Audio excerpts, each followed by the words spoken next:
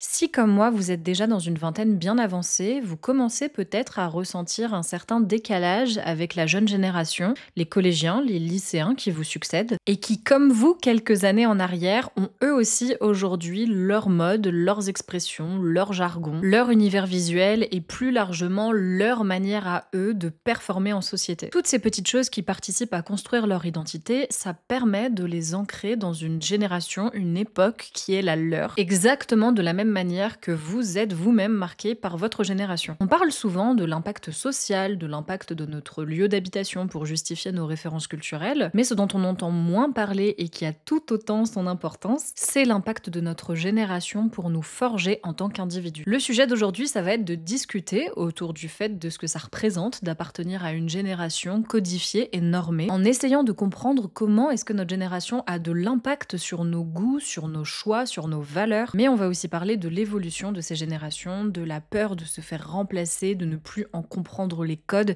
et de ne plus réussir à être dans le coup. Selon la décennie à laquelle vous êtes né, vous avez sans doute tendance à être plus sensible à un style de musique qu'à un autre, ou bien vous portez plus volontiers un certain style de vêtements que la génération de vos parents par exemple. Si à l'heure où je tourne cette vidéo, vous êtes dans une trentaine un peu avancée, il y a fort à parier que vous portiez encore soit des jeans slim, soit des jeans boyfriend, soit des jeans un peu coupe trois quarts. Et si vous avez 15 ans à l'heure actuelle, il y a fort à parier que vous ayez dans votre garde-robe au moins un jean taille basse style baggy. Ces codes que vous renvoyez, ce sont en fait des marqueurs générationnels qui exercent exactement de la même manière que des marqueurs sociaux. De la même manière qu'on est marqué par sa provenance sociale et que celle-ci a des répercussions dans quasiment l'intégralité de nos choix, eh bien nous sommes marqués par des facteurs générationnels. Et de la même manière qu'on a tendance à se regrouper entre personnes issues du même milieu social, eh bien on a tendance à se regrouper entre personnes issues de la même génération. Appartenir à la même génération qu'à un autre, c'est partager tout un ensemble de références et de codes culturels qui sont propres à une époque que vous traversez en même temps au même âge. Moi par exemple, je suis née en 1997 et j'ai comme point commun avec tous les autres 97 qu'on a tous eu 10 ans en 2007, on a tous eu 18 ans en 2015, on a tous eu 25 ans en 2022 et on aura tous 30 ans en 2027. Ça semble très banal dit comme ça, mais ça a une réelle importance déterminante. Car vivre la même époque au même âge que quelqu'un d'autre, ça crée tout de suite des points communs qui s'articulent autour de références communes et singulières à votre génération. Pour reprendre l'exemple des 97, on a tous été ados dans les années 2010, puisqu'en 2010, on avait 13 ans. Donc on a connu en même temps la mode des leggings Galaxy, des t-shirts moustaches, du Harlem Shake, des débuts d'Instagram et de Snapchat, du début de l'influence sur YouTube, de Flappy Bird, et bien plus encore, bien évidemment. C'est pourquoi, dès lors que vous rencontrez quelqu'un qui vit à la même génération que la vôtre, peu importe votre âge actuel, vous partagez des références communes culturelles qui vous rassemblent. Et c'est encore plus vrai pour ce qui est de l'enfance et de l'adolescence, puisque c'est des périodes où on est encore plus susceptible d'avoir des vies qui se ressemblent les uns avec les autres. Quand bien même le milieu social et le lieu géographique sont aussi des facteurs importants. Mais disons qu'une fois l'âge adulte arrivé, on a plus de chances de prendre des chemins différents qui nous enfermeront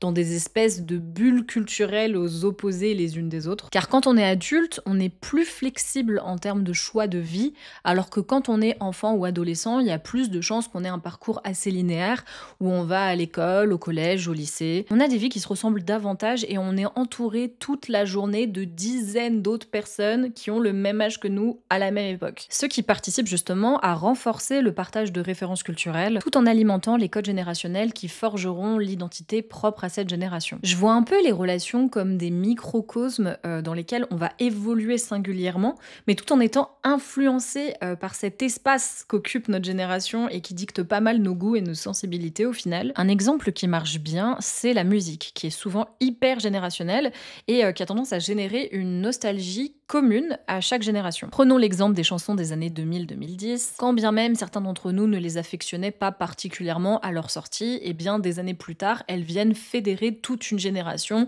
lorsqu'en soirée, quelqu'un se décide à mettre Diams Evita, Confession nocturne. Les musiques des années 2000-2010, ça va bien souvent toucher les gens nés dans les années 90, voire début 2000. Et ça marche bien évidemment pareil pour les musiques des années 80 qui vont toucher toute une génération née dans la fin des années 60, début des années 70, etc., etc. Appartenir à une génération, c'est partager une mémoire historique commune avec des personnes qui n'ont peut-être rien à voir avec toi, si ce n'est qu'elles sont nées à la même époque que toi, et je trouve ça incroyable. Mais le revers de la médaille, c'est qu'on ne peut appartenir qu'à une seule génération. On n'a qu'un seul âge, qu'une seule année de naissance, et sans preuve du contraire, on va partir du principe qu'on n'a qu'une seule vie sur Terre. Et ayant aujourd'hui 27 ans, il y a quelque chose que je commence à pas mal entendre autour de moi depuis quelques années maintenant même, c'est l'angoisse de ne plus être dans le move, de ne plus être au courant de ce qui se dit et de ce qui se fait chez les jeunes. Quels sont leurs nouveaux goûts, comment s'habillent-ils, qu'est-ce qu'ils écoutent, quels sont leurs réseaux, quel jargon parlent-ils. C'est tout autant de codes générationnels qui évoluent en permanence et que la jeune génération exerce encore plus fortement que toutes les autres générations. Parce que peu importe l'époque, la nouvelle génération a toujours été perçue comme celle qui détenait le monopole des codes. En fait, elle rayonne comme la génération star. D'une part parce que c'est la génération du monde de demain, et d'autre part parce que c'est cette génération-là qui fait ressortir ses codes de la manière la plus marquée. La jeune génération, on va la placer entre 10 et 20 ans, parce qu'à l'âge où on ressent le besoin de s'affirmer socialement, de se démarquer du monde pour y trouver sa place, eh bien les jeunes générations ont toujours répondu présent pour s'approprier leur époque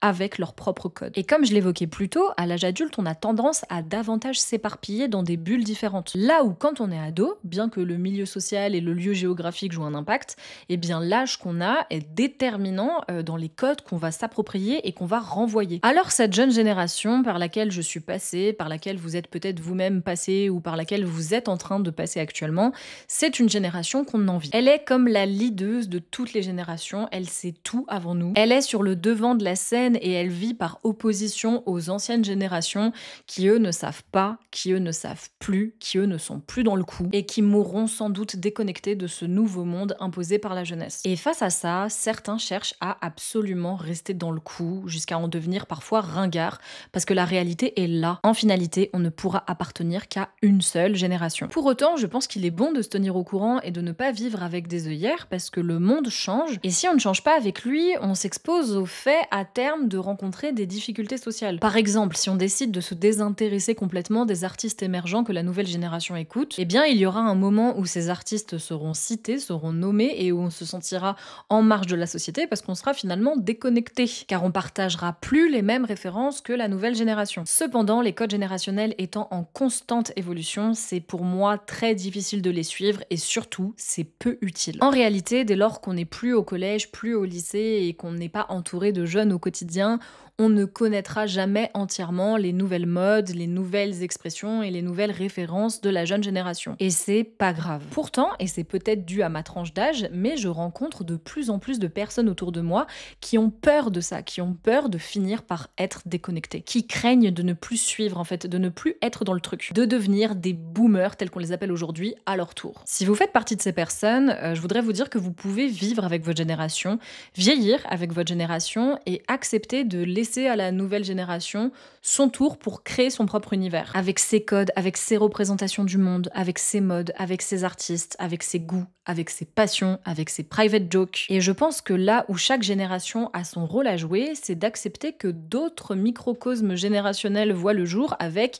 le prisme de leurs valeurs, de leurs idées et de leurs opinions. Et face à ça, d'essayer du mieux qu'on peut d'avoir une opinion qui soit non jugeante face à ces nouvelles générations. Parce que ce qu'on entend souvent, c'est le fameux les jeunes ne sont plus comme avant, la nouvelle génération c'est plus ce que c'était, ils partent en vrille, moi à mon époque on n'était pas comme ci, on n'était pas comme ça, on faisait pas ci, on faisait pas ça. Et en réalité, c'est une vision qui est majoritairement faussée et erronée. Car ce qui donne ce sentiment d'une génération en roue libre qui fonce dans le mur, c'est d'une part l'écart de maturité. On ne réfléchit souvent pas de la même façon à 15 ans qu'à 50 ans, puisqu'on n'a pas le même recul, on n'a pas la même expérience de vie, et surtout on n'a pas le cerveau qui est formé de la même manière. Mais la dimension que j'ai envie de souligner aujourd'hui, c'est justement cette absence de compréhension des codes propres à cette génération. Toutes les générations ne sont pas les mêmes, parce que toutes les générations ne grandissent pas au sein du même contexte culturel, social, économique, politique, environnemental et même technologique. Toutes les générations n'ont pas les mêmes combats, les mêmes enjeux, les mêmes envies, et c'est normal. Vous n'êtes pas sans savoir que la Gen Z est souvent accusée d'être plus dévergondée que toutes les autres générations au même âge, et plus générationnellement on s'éloigne en termes d'âge l'âge de la Gen Z, plus les pratiques de la Gen Z vont être critiquées. Ainsi, la génération de mes grands-parents a presque du mal à comprendre l'intérêt de poster une photo de soi sur les réseaux sociaux, là où ma génération va avoir du mal à comprendre le sens de certaines trends TikTok en se demandant pourquoi est-ce que les jeunes suivent ces trends-là, bien souvent en les critiquant et en méprisant les jeunes de 13-14 ans qui s'y adonnent, en estimant que cette génération part dans tous les sens et que nous, à notre âge, franchement, on était beaucoup plus malins et différents. Pourtant, lorsque nous-mêmes on avait 13-14 ans, il existait déjà tout un tas de codes et de tendances que nos aînés ne comprenaient pas et jugeaient. Et d'ailleurs, de tout temps, les anciennes générations se sont montrées hostiles face aux nouvelles. C'est en fait une boucle éternelle qui se reproduit sans cesse. Pour conclure, je dirais que chaque génération évolue dans un microcosme propre à son époque, influencé par ses codes, ses modes et ses références culturelles. Et ces marqueurs générationnels, tout comme les marqueurs sociaux, ça va venir façonner nos goûts, nos valeurs, nos choix, et ça va nous rapprocher très naturellement des gens de la même tranche d'âge que la nôtre. Pourtant, au lieu de chercher à tout prix à rester connecté aux tendances des plus jeunes, il est essentiel d'accepter, selon moi, le passage du temps et de reconnaître que chaque génération forge son propre univers, et c'est normal. Plutôt que de critiquer ou de mépriser les comportements des jeunes générations, nous gagnerions à adopter une attitude plus compréhensive en tenant compte que chaque génération évolue dans un contexte environnemental, politique, social, économique et culturel qui est unique. Et finalement, l'essentiel, c'est peut-être d'accepter que l'évolution générationnelle, c'est un cycle inévitable et naturel. Vous avez totalement la possibilité de donner votre opinion sur la question en commentaire et pensez également à liker cette vidéo si ça a fait sens pour vous. Merci d'avoir écouté jusque-là et prenez soin de vous.